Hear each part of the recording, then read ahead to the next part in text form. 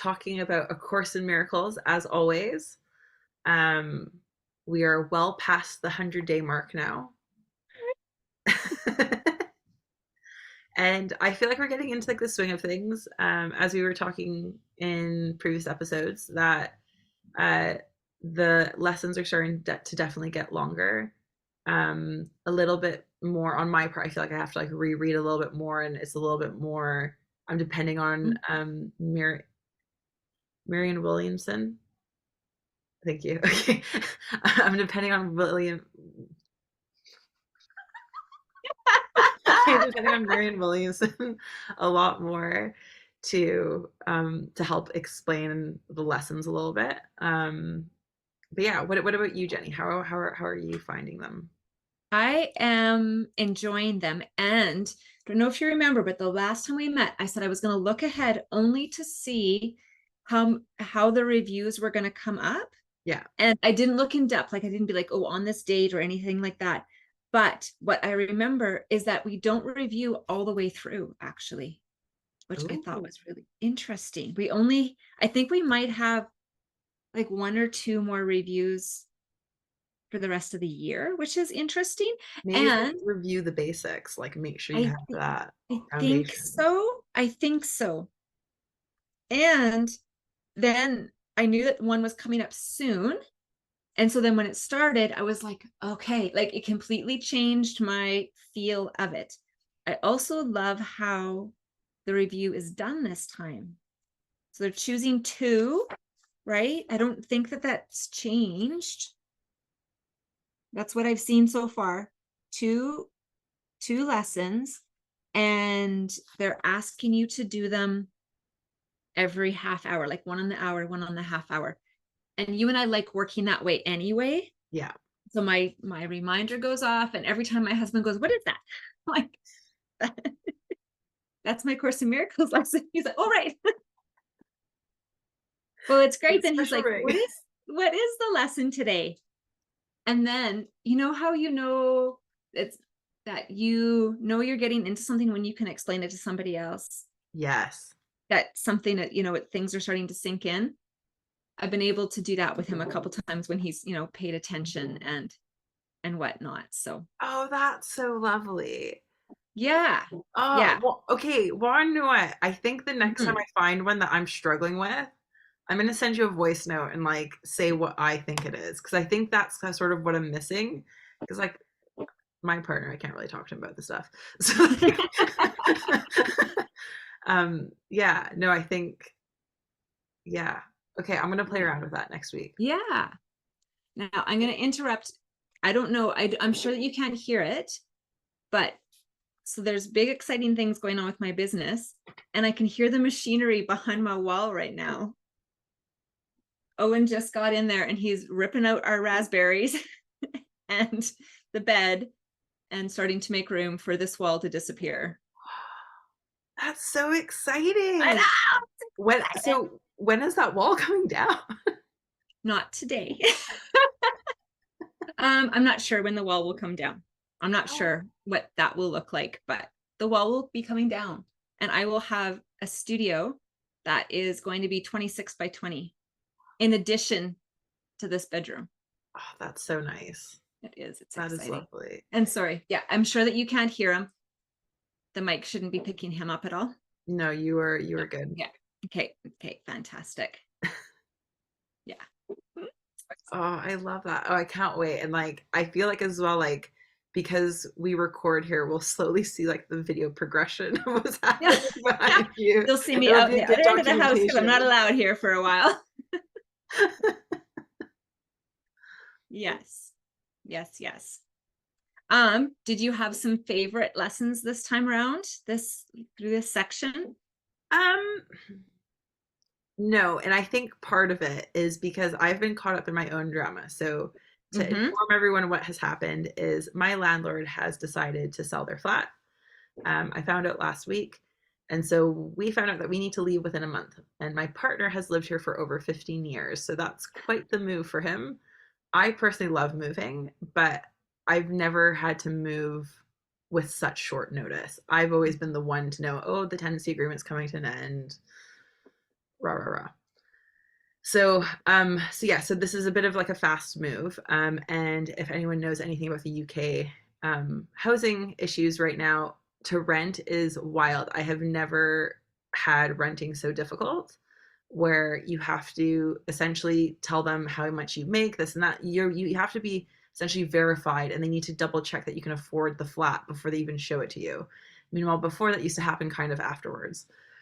So um yeah, so basically we're going through this very stressful situation. But with A Course in Miracles, what's beautiful about it is that the whole book is really about trust, right? Unconditional trust. And I've been very much leaning on that. So I think right now, overall, I'm enjoying the lessons that I've gotten from the book as a whole, and has led me to this moment where I'm in this Mhm. very difficult, stressful situation. But at the same time, too, I have a whole lot of trust. And even though I go through, like, after you see a few flats, like, you get a bit burnt out from it and they all start looking the same. But I'm not nearly as stressed out with the situation as I normally would have been. Um, yeah. So And isn't that just the beauty? And I love, Chantal, that you're saying, like, what you're saying is it's all these lessons culminating. I'm not saying that word right, so I apologize. All those lessons coming together really beautifully, and you incorporating them into how you actually work and move in this world. yeah. It Yeah. changes how you approach things, how you view things, how you move in the world. Yeah. Well, and and to have this, like, I never knew I could have this level of confidence in trusting that things will work out in my favor. Yeah. Or even if it doesn't seem like it's working, that it's going that Mhm. way, that eventually it will. Like, I do Yep. feel like this is meant to happen. And already I'm seeing huge benefits from it. And I mean, we're still in, like, the thick, stressful part of it. My partner, I have been trying to get him to go through his stuff and get rid of a few things ever since I've moved in here. He has never done it. He is now doing that. He got rid of half of Yep. his books the other day. It was just like, oh, Oh, like, that's a big one, right? yeah, Yeah. literally half of them gone. We get attached to our books. Yeah. I have got shelves of books that my partner moved in here when he moved in with me that I know he has never cracked again. But I also know they bring him a level of comfort, and it's okay. They're books. There's room for them right now. Totally. Yeah. But So, when you go to move, you are re-looking at everything. yeah. Yeah. And, like, with my partner as well, I moved into his flat. We've lived here for quite a long time together. Now we can move into a place that is our flat, because it's always felt like his. Yours. Yeah. Yeah, Yours from the beginning. So totally. exciting. Financially, we've become much open with each other. We've always split things fairly half and half. We Mhm. kind of knew a little bit, like, about, but we've been together for 10 years and we've never been fully open about it. We're Mhm. now fully open about how much can we actually afford on a place, and how are we going to budget, and getting really honest and realistic about things, and starting to think about our finances as a couple, as we are a whole now. Like, we are a unit. We aren't two individuals. Yeah. So there's been, like, on that side, so many benefits and pluses, and a lot of, like, beauty. And, like, I used to always talk about, like, retirement. And he used to always be like, but, like, you sound like you're talking like we're gonna die. And I'm like, well, like, if I do die, I want to make sure you're taken care of, and vice versa.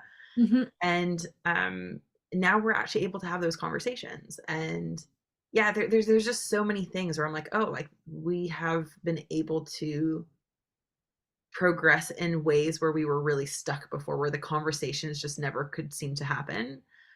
We needed this hurricane to have these conversations. Sure, right? It's that contrast. Again, I love it. Contrast, clarity, contrast, clarity. Yeah. Always. It's always happening. Yeah. Yeah. And, like, I feel like we're moving. Like, there's a part of this that really feels like we're moving forward. This flat, there's something about it that has always felt like we were living as students. Um, Oh, sure. Yeah. yeah.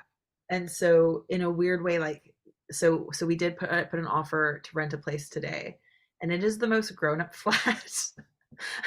Like where it literally looks like a proper home. I know that sounds wild, but it's a little townhouse. There's a garden. Um, the kitchen's lovely. Like that's a really important thing to me. To have like lots of kitchens, like space to cook. Um, but yeah, there are things in it where, and even the way that we talked about the flat is like, oh wow, like we're like before I moved into here with Matt, I've always lived by myself or like with like roommates and stuff like that. So it's so I can live in weird places. Like I love a weird place. This is the most like I want to say like traditional home, Hmm.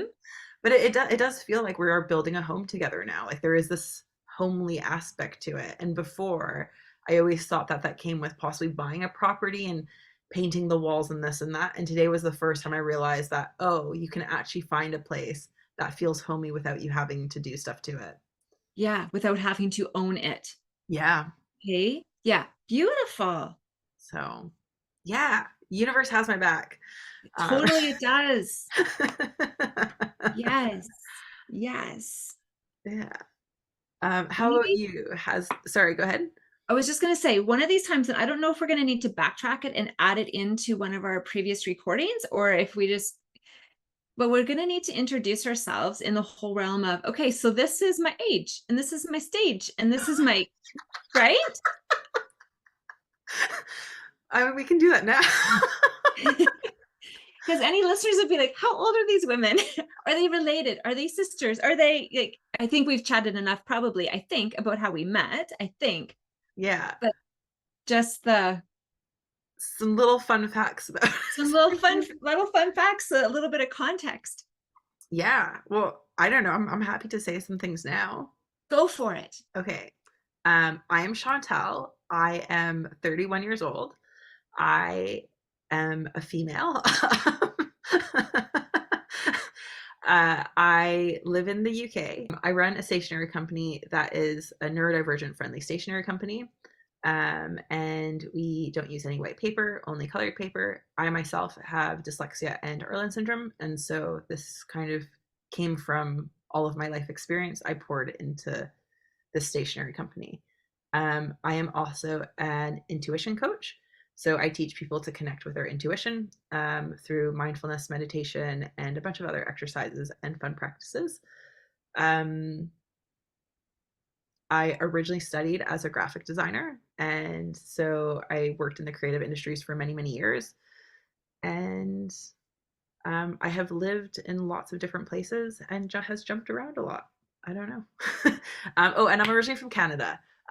So yeah. What about you, Jenny? My name is Jenny Peary. I am, how old am I?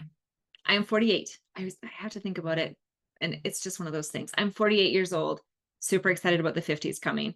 And I am. I'm pumped. I know it's still a couple years away and I'm like, it's like training ground for the 50s. So pumped about them.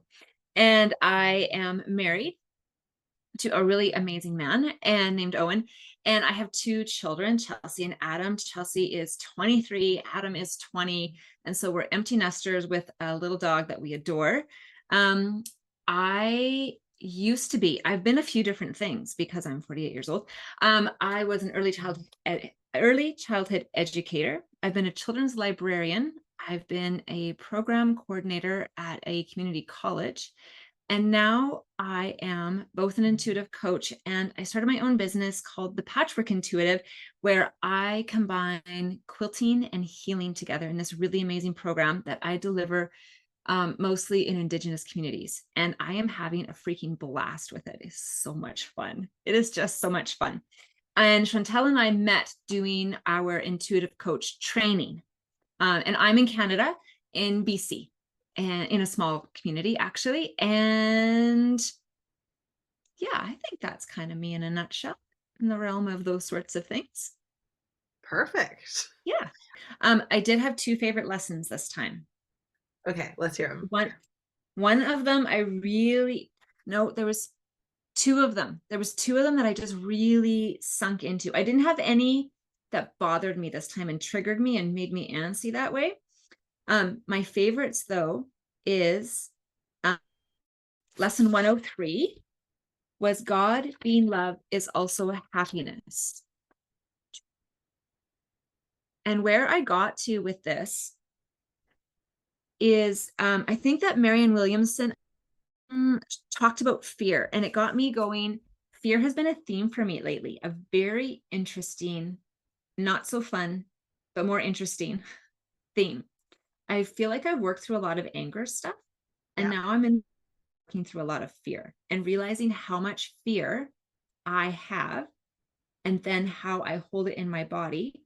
And when I meet other people who are living out one of my fears, I've chatted about this briefly before, I think, that I will just take my fear and just tuck it into my body a little bit more. I explained it to a friend. It's kind of like that whole thought about a thorn in your side, but like the thorns are out from our traumas. And then when you meet somebody and something about them triggers something in you, my thorn comes out and their stuff sticks on my thorn and it holds there and seeps into my body. Yeah, And totally. so Marianne Williamson, I believe, started chatting about fear. And what I got to with it, so God being love is also happiness. And I got truth replaces fear. So the fears that come in for me are things that I am typically not in the midst of. It's far away stuff. It's the worrying stuff, right? So worrying is when we're going into the future, right? No, sorry. Worrying is about the past. Anxiety is about the future, right? Is that how Yeah. that usually goes? Yeah. So it's Yeah. anxieties. It's anxieties that grow into fears. And so I spent a lot of time ever since lesson 103, just pausing for a minute and going, what is the truth right now? Everybody's happy and healthy and safe. My children are all happy, healthy, and safe.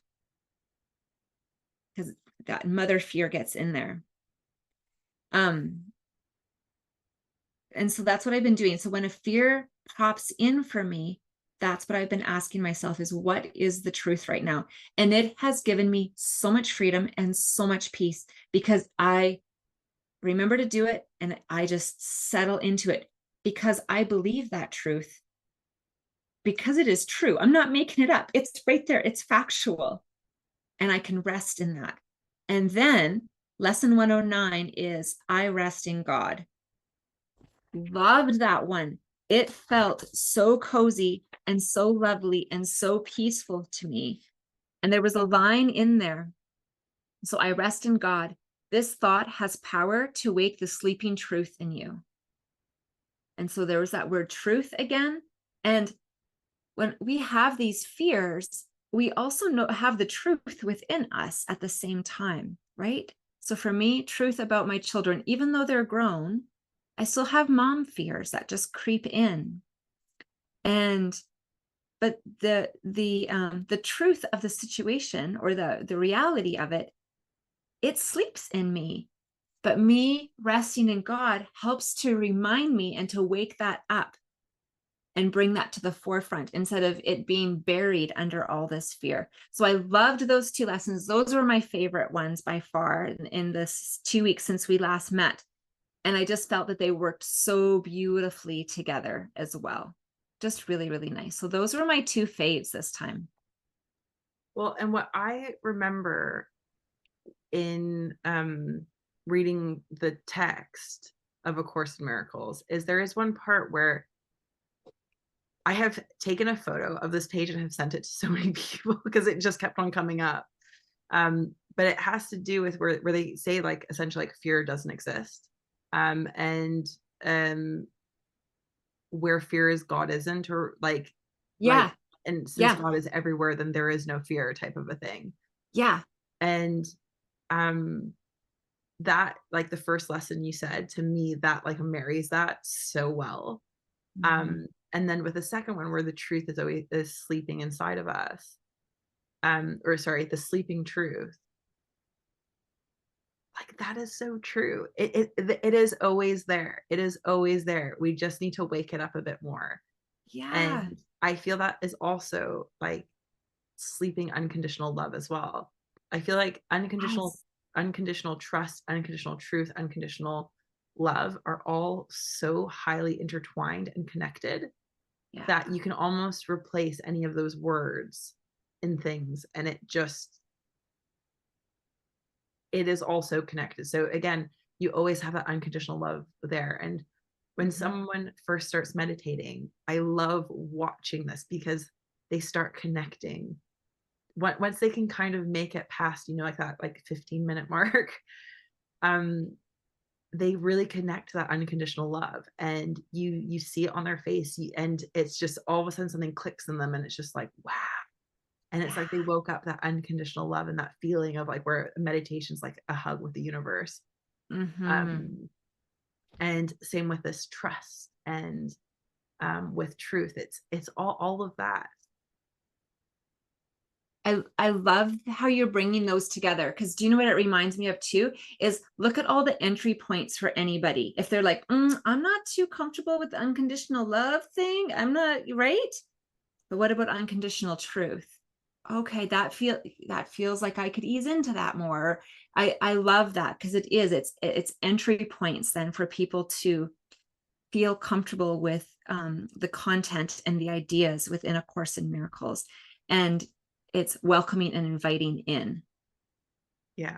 Come on in with your curiosity. So Yeah. well, and that's just it. The universe, spirit, God, however you want to call it, that's Yeah. all that they ask of you is please be curious and open-minded, right? Yeah. Dip your toe into it. No one's, Just dip your toe. Yeah. yeah, And there's no hustle, no push. You do it your way. You're on your timeline, in your fashion, how you're comfortable. Do it that way. There's no, this is how you this is how you do it, and the only way you can do it. There's a thousand and thousands and thousands of ways to investigate any of this, explore any of this, experience any of this. And it's neat talking to other people and how what their journey looks like and how they've experienced things, because darn well it's going to be different than yours in some ways and similar to yours in others. And it's just neat to to share and to learn from one another in that way. yeah, And that's part of the reason we wanted to do this together too. One, because it's a lot, and so we keep each other on task, right? yeah. And not taken to task, but on task that we're doing this. But then you get these ideas and these thoughts, and you want to talk to somebody who's reading the same book as you. Like it's like being in a book club and you finish this book, but you're not not being in a book club, and you finish this amazing fictional novel, and you need to chat with somebody about the character. Can you believe it? That's what happened at the end or whatever.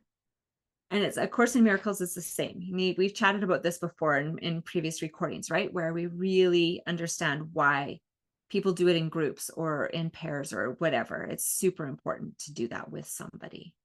There's just a lot to it. Well, and having someone to talk to you about it, like even you and your husband, where you can, uh, you know, he'll ask you a question about it, and the fact that you're starting to be able to explain it, it's like, oh, I actually understood this more than I thought I did. Yeah. Or even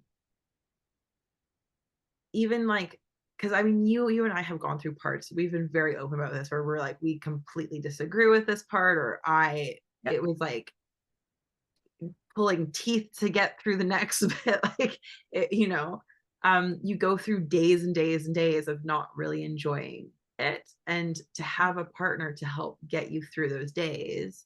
Mm-hmm. Because even then, like, I feel also you and I feel very lucky to have you as a partner with this, because I do feel like that there's something about us where even when we hate it, we will look at we will look for those like nuggets and those like Yep. slightly positive bits. I don't feel like we're ever 100% negative about everything. No, exactly, right? Exactly. Yeah, it is. And you're right, because both of us, and you do the same thing for me, Chantal. Like it is that like this was hard, but this is this nugget that I got from it. And I enjoyed that piece. So I'm gonna keep going, right? It's the nugget was enough. Keep on going. Keep on going. The nugget was enough. Yeah.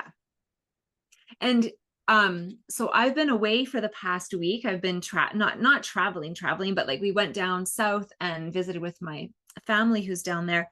And when I'm in the midst of that, I don't dig into all of this stuff as much. However, because I was doing all the lessons, and I have the Course in Miracles on my phone, and you're able to get into the student workbook.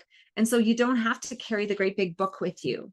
And I didn't even bring my journal this time, my Course in Miracles journal. I was just like, no, I'm going to read, and I can listen to Marianne Williamson, right? And trust that that is enough for this time, and sink in and live. And so we've chatted about this before too, where it's, yes, there's these lessons going on and you're doing this work. However, integrate it into your real life and how you actually live. Like you were sharing, Chantal, like you and Matt are in the midst of looking for a new flat, like that's, and you just got notice. You don't have a ton of time. There's a lot going on, and you can work through these lessons at the same time. Right? It is really about integrating into your real life, and real life is not always that calm, peaceful nest. Absolutely. And the one thing that I've really noticed with this, and it's sort of humbled me, maybe be the wrong word for this, but when we were taking the intuition course together, it was a year-long course. Yeah. And I just could not understand people who wouldn't make the time to do the work. It Yeah. it was beyond me. I just couldn't. I'm like, you signed up for this. You knew it was going to be a year-long thing. Just and they weren't asking a whole lot of us anyways. I was like, just No. make the time. Like prioritize it. And we were also in lockdowns, a lot of us at that time too. So it just didn't make sense to me. With A Course in Miracles, my life is completely different. I am way, way, way, way, way busier than I ever was, way more stressed out. I have all these like random things that just like I feel like that really like again like this whole move. I just feel like I have these things that kind of land in my lap where I'm kind of like, oh, all of a sudden I have no time and I thought I had time. I understand why people didn't put the work in. Like I get it now. It is tough to prioritize it. But that being said, though, I'm very thankful about the ICT and having that opinion of like just prioritize it. Because what I am noticing is that when I don't prioritize it, when I'm stressed out, I don't handle my stressed out situations as much. When Yeah. I am prioritizing it, I now have that knowledge of when like when I'm in really stressful situations, that's almost more important to prioritize it. Yeah. Like today I had I've been playing around with like hypnotherapy a bit. And I had a hypnotherapy session between viewings, and I was racing to get back to my studio. And so my studio has a glass door, so people like knock on my door every once in a while. I'm like, no, no, no, no one's interrupting this hypnotherapy sessions. I like raced back, almost like was like, so he had no clue what I was go like doing. I was like, I just have a meeting. Okay, like you gotta go. Bye. Just slammed the door on it. Hid behind my desk so no one could see me or like interrupt. And I sat on the floor and went and had the hypnotherapy session. And it was so what I need. I managed the whole afternoon so much better than I ever could have because I just needed that time to like connect with myself and explore myself and talk to my inner voice and talk to my soul's voice and connect with God and like the universe. And I felt so much better for it. Um and yet if someone looked at my day, they'd be like, you do not have time for an hour long hypnotherapy session. Like that is the least of your worries right now. But I definitely do not like I would have regretted not doing it. It it really made me survive the day. Or like I hate saying that. Yeah. But yeah, it made my day so much better. Yeah. And that's when you thrive through a day instead of survive a day. Yes, yes. It took me out of survival mode, And 100%. you thrive, right? Mm-hmm. And that's what we want to do with all of our stuff. Like when I think of I've got it written up in my bio that I send to communities before I go and teach my intuitive quilting. And it is that I've gotten to a point where, because of my history and things that I've experienced, I have a life that I thrive in. It's not that I survived those things. I thrive because of what I've learned from my past, from what I've experienced. And when we start to look at past experience as lessons and learning and adventure, and yeah, not all of it's pretty. We know that. That's what it is across the board for everybody, right? But we also don't want to um let that define us in in the realm of like victim, in the realm of victim mode, right? We want to learn from those things and thrive from those things and let our light shine because of and in spite of those things, and have that day for you, for your day to shine, even though you were super busy and had to run around. But it's because you prioritized your self-care within that, and everybody's self-care looks different. You did that for a thriving day. Oh, 100%. And I was on Instagram at some point yesterday or today, and some quote came up where this guy was talking about how, now this isn't going to be an exact quote, but it was something along the lines of, happiness isn't the absence of problems. It is your ability and confidence and trust in handling those problems or issues that arise. And ever since I started meditating, tuning in, connecting with spirit, connecting with my intuition, I feel like that is the major difference in my life. Is I Yep. am confident in handling situations. I still experience wild ups and downs, but I get to Sure. that middle center a lot faster. Yeah. Um, I stay within my body a lot more. I don't check out, and I'm way, way, way, way, way happier than I ever was. I was always living at this constant kind of like misery. Just wasn't a really happy person. I Mm. was constantly really like disappointed. I'm like, this, there must be more to life than this. And I'm finally at like a point in my life where I'm not always asking myself, oh, there must be more to life than this. Yeah. I'm like, life is great. Like life is really beautiful and good.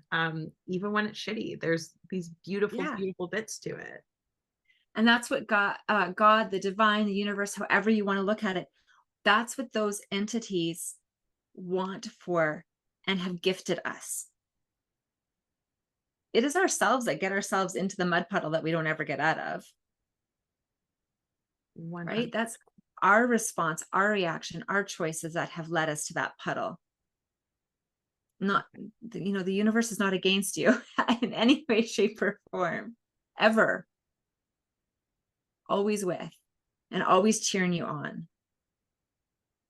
Well, and like to go back to this like mud puddle reference, one person will see that mud puddle as mess and Yeah. disaster and no thank you.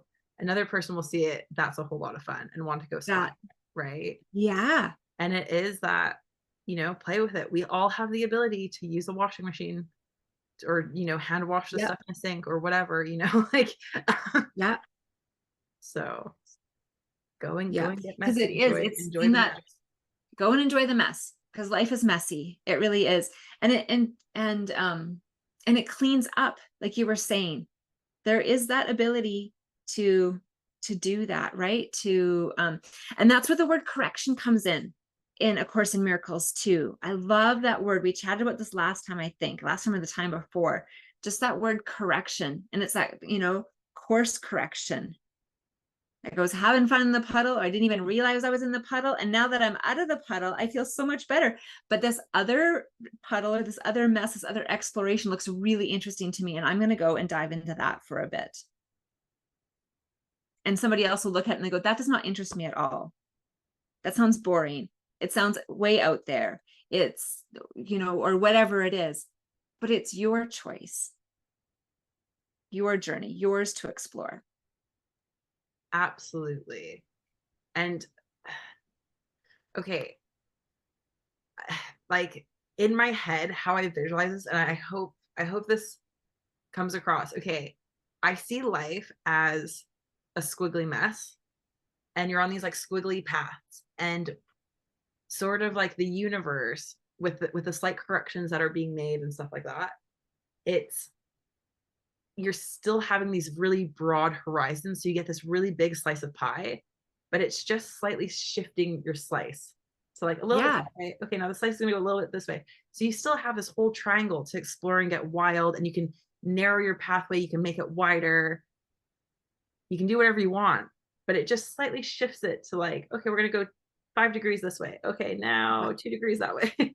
Right? It's that shifting of where you sit in the I don't does that make any Yeah, sense to you? But it visually, whenever we does. talk about this, that's what appears in my head. Yeah, I love it. I love it. It's great, right?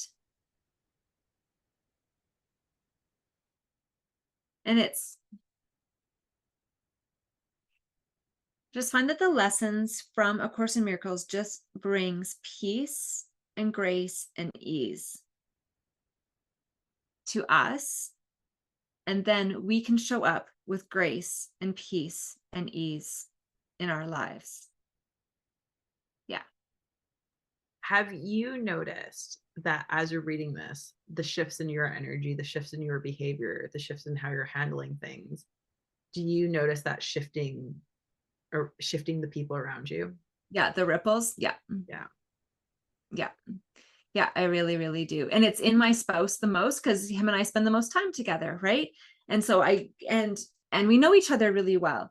And so just to see him um, navigate and move through the world, just that 1% difference. And he's choosing to do that. There's no hustle or push on my end. I'm not reading him A Course in Miracles in bed at night or anything like that.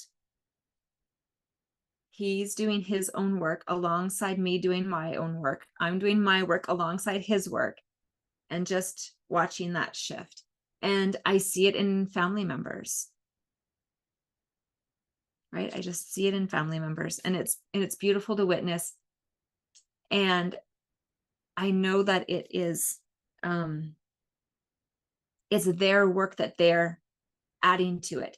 There might be this little ripple energy wise that comes, but what they do with that is their business, their responsibility.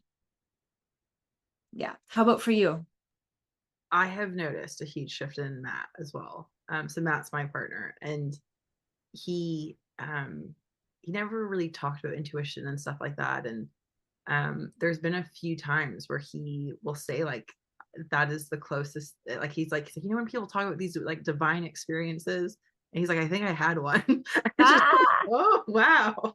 Right. And so he has started saying these things. Now he will still tell you that no, that was like a fluke, or you know, yeah. he'll but he's starting to like there is this shift. And also I notice in how he's handling certain things as well. Mm-hmm. um things have changed, and he's more also open to like my wacky things, because the couple times that he's tried it, it has really worked out for him. Yeah. And so he's become a lot more open-minded to things.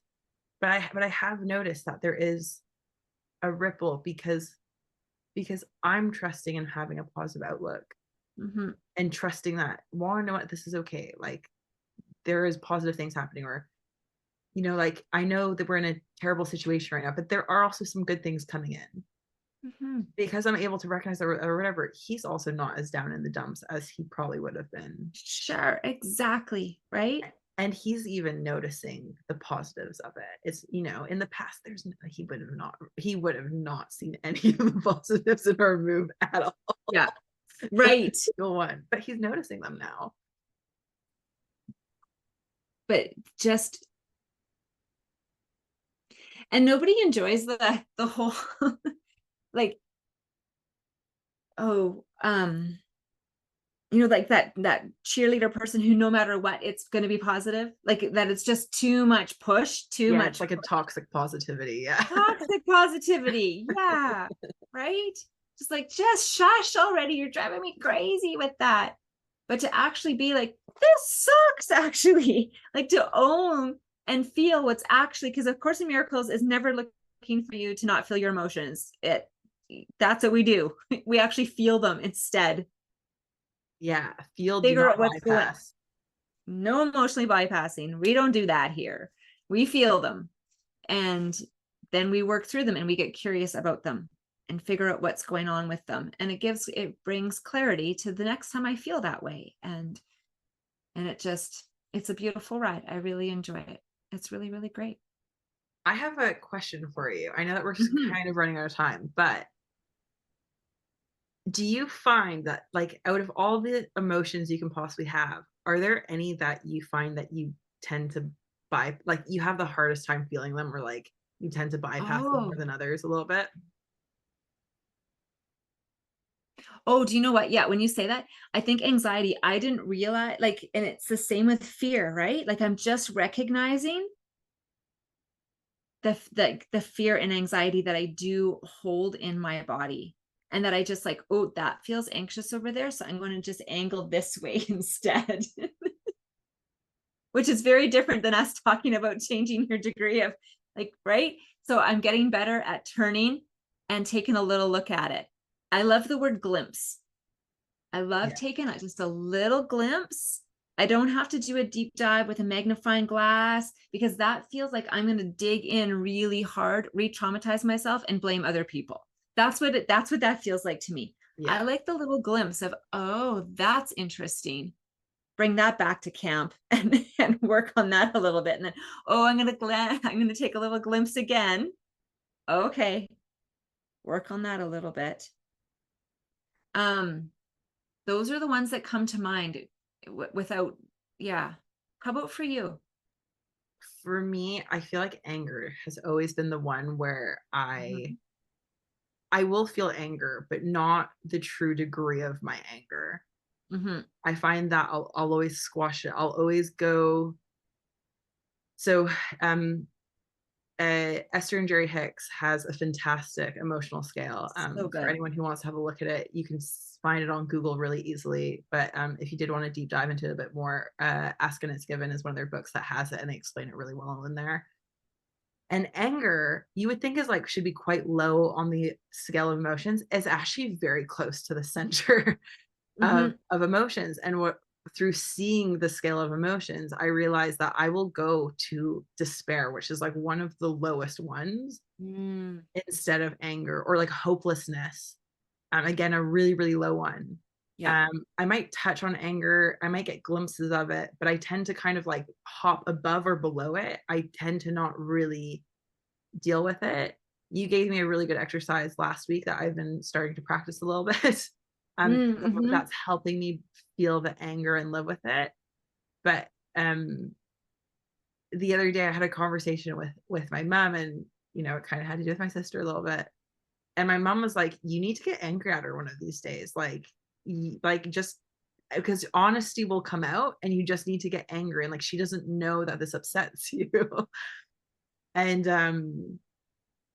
my mom actually was like quite clear in the fact where she's like, "I don't think you're going to be heard until you get angry." And with my sister, my whole life I've always kind of gone into like this hopeless or despair aspect, Mhm. or I've gone really high with it. I always somehow jump to anger bit, and it's like, yeah, maybe down, like, maybe my sister does need to experience that emotion in me at some point, like And that you need to violent or anything, experience but it in you. yes, yes, absolutely, rather than bypass it, Yeah. and just see what happens. Yeah. And I think anger is such a great one because it's one that we get scared of, right? There's fear around anger and that whole, if I even start to untap that a little bit, like, oh, hell's gonna break loose and it's just gonna become too much to manage. Yeah. And so we just cover it over and dip down into despair instead. Well, and I think when I was going through puberty, that was like the only time in my life where I remember sitting in a car with my mom, and I was really upset by something, and it was the first time in my life where I experienced rage. Mm. Didn't do anything, but my face went so red, my voice completely changed. Like, and the heat that I felt radiating off of my body, and I was like shaking, and I Uh-huh. wasn't, and it wasn't loud. That was the other bit. I almost Oh, got yeah. quiet in it, like, and it was kind of like, oh, dude, like anger's scary. But that wasn't, like, yes, that was anger, but that was an extreme end of anger where it was rage. And I think that kind of scared me, Sure. where I was like, "Oh, like, I don't wanna get to that point."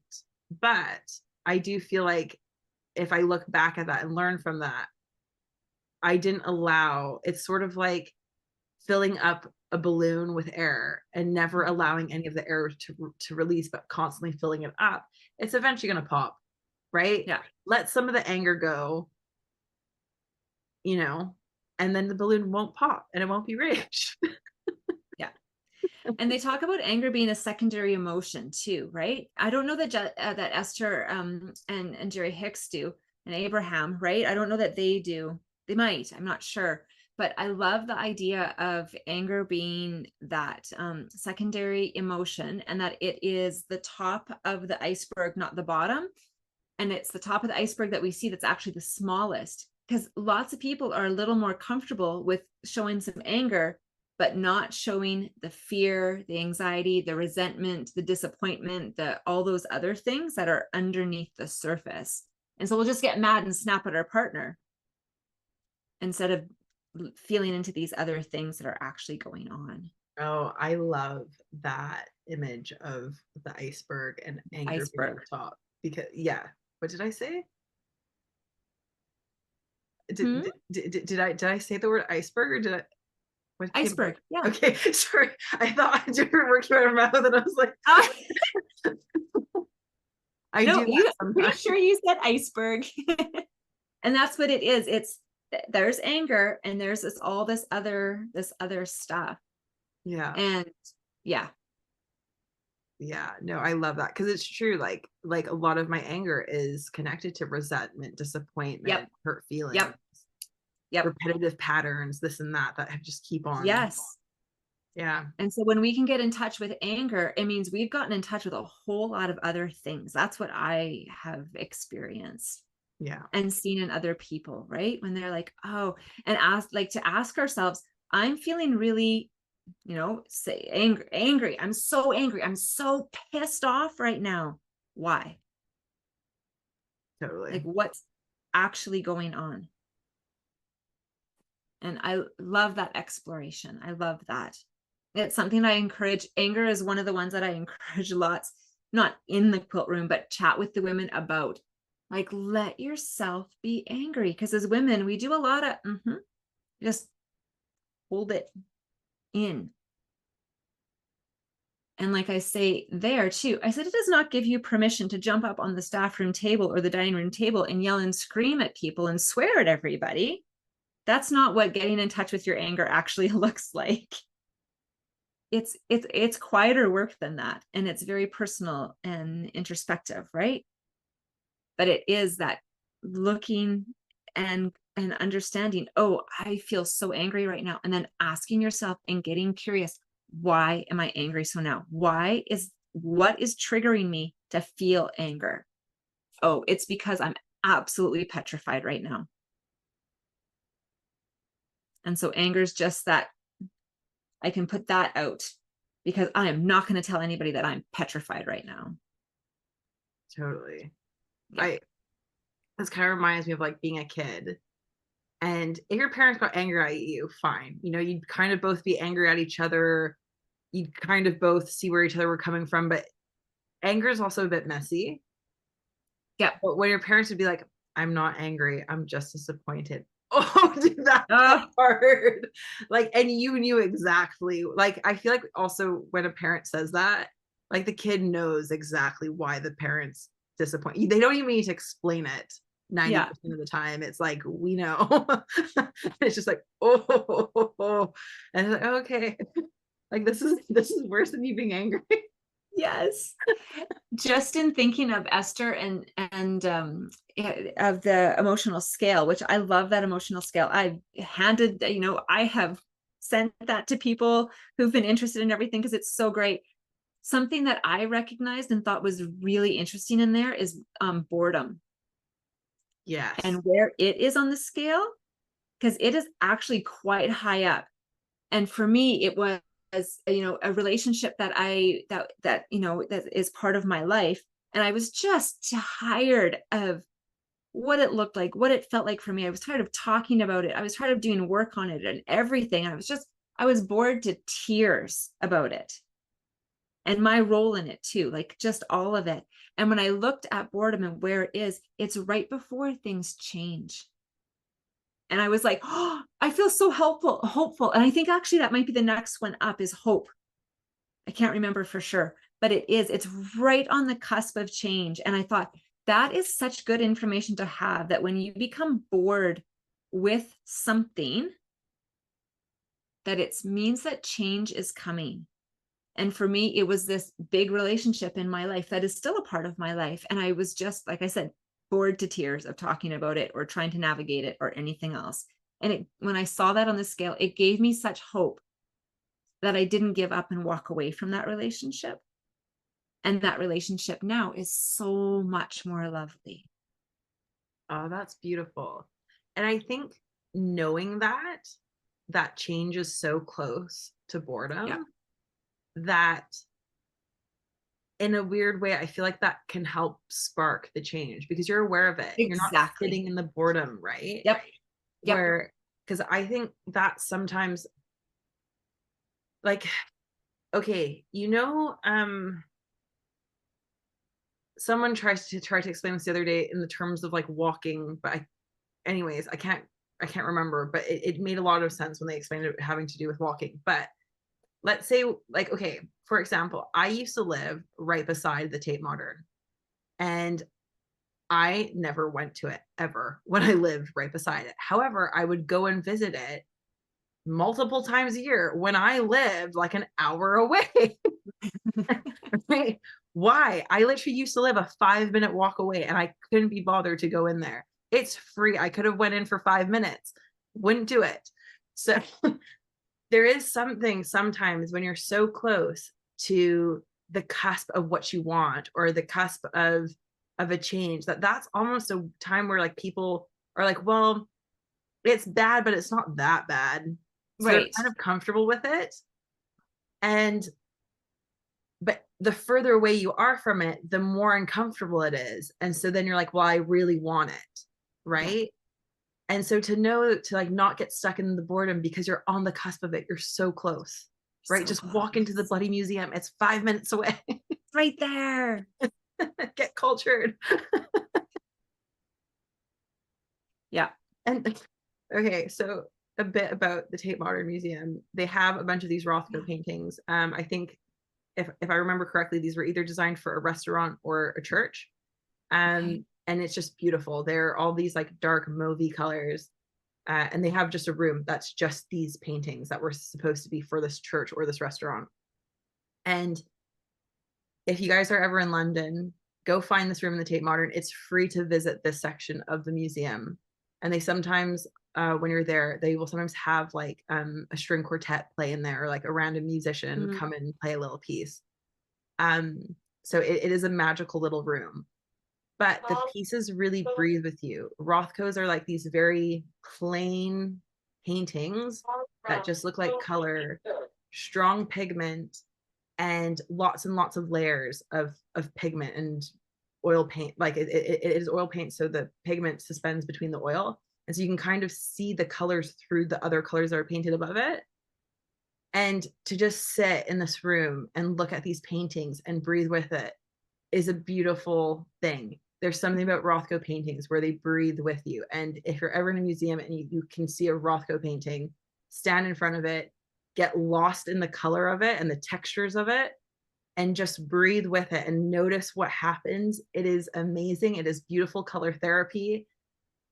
I don't know what wizardry this is, but it is magical and beautiful. And I would love for everyone to be able to experience that. So if you ever see a Rothko, just stand and meditate looking at it and breathe with it and just see what happens. Something new for my bucket list. Thank you. I love that. Love that. Is there anything we would like to add before we go for today? I don't think so. I think we covered it. All How right. about for you? Yeah, no, I think we've covered it. So, folks, as a recap, remember that you can enjoy the messy, muddy bits of life Yeah. whenever you're the closest to the cusp, or sorry, whenever you're bored, you're close to the cusp of change, and go breathe with a Rothko piece. That's right. These are the three things. And trust. Trust Trust, is trust, sleeping trust. inside of you. Yeah. Yeah. Awesome. Thanks, Excellent. Chantal. Thanks, everyone.